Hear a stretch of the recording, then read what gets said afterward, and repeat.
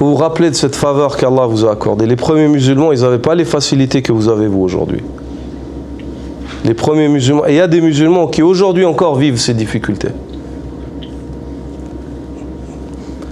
Donc il est étonnant de voir que nous, malgré ce confort et cette aisance qu'Allah nous a accordée, qu'on arrive encore à se montrer paresseux et à se plaindre.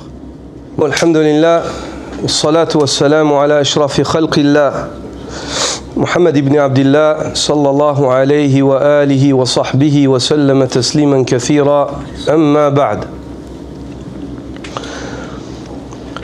La faveur dans laquelle vous êtes, l'islam que vous avez hérité par la grâce d'Allah subhanahu wa ta'ala, cette faveur pour qu'elle vous parvienne et qu'on se retrouve aujourd'hui dans des mosquées comme on se retrouve maintenant, ça a coûté très cher à des personnes. Ça a coûté très cher à des personnes.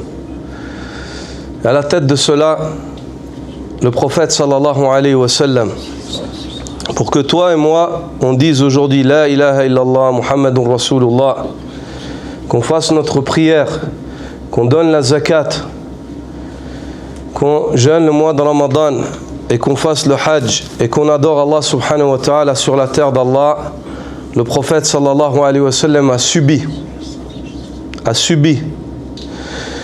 Aujourd'hui, l'islam, il vous est venu gratuitement, sans peine. Le messager d'Allah, quand il est venu à son peuple avec La ilaha illallah, sa situation s'est transformée. Il était auprès d'eux véridique, tout d'un coup c'est devenu un menteur. Il était auprès d'eux digne de confiance et véridique, tout d'un coup on l'accusait d'être menteur, magicien.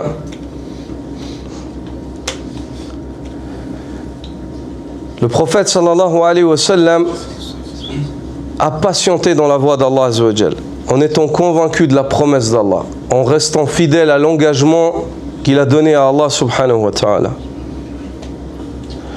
Il a été envoyé dans une cité où les gens étaient des idolâtres. Ils adoraient les divinités.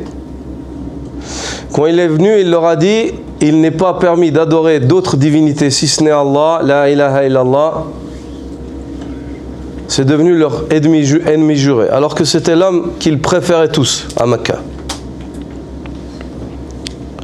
Il a patienté comme ça. On l'a chassé de chez lui. On a essayé de le tuer. Il a patienté, il a continué.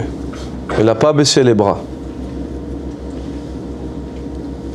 Jusqu'au dernier souffle. On l'a empoisonné, le prophète sallallahu alayhi wa sallam. Et il est mort à la fin de sa vie. La cause de sa mort, c'était le poison de Khaybar. C'était le poison de Khaybar.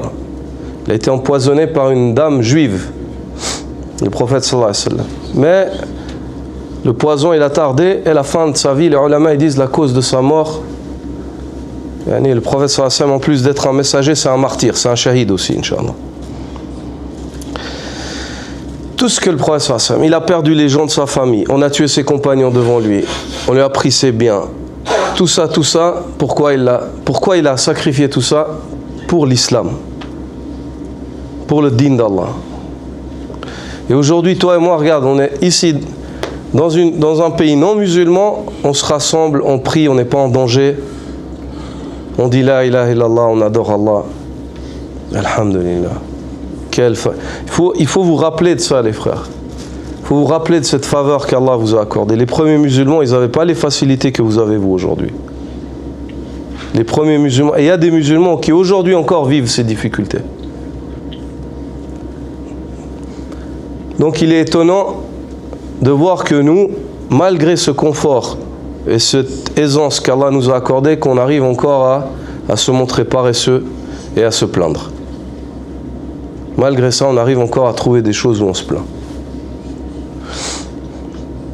Qu'Allah azza wa jal accorde à notre prophète sallallahu alayhi wa sallam la meilleure récompense qu'il puisse accorder à un prophète pour sa nation.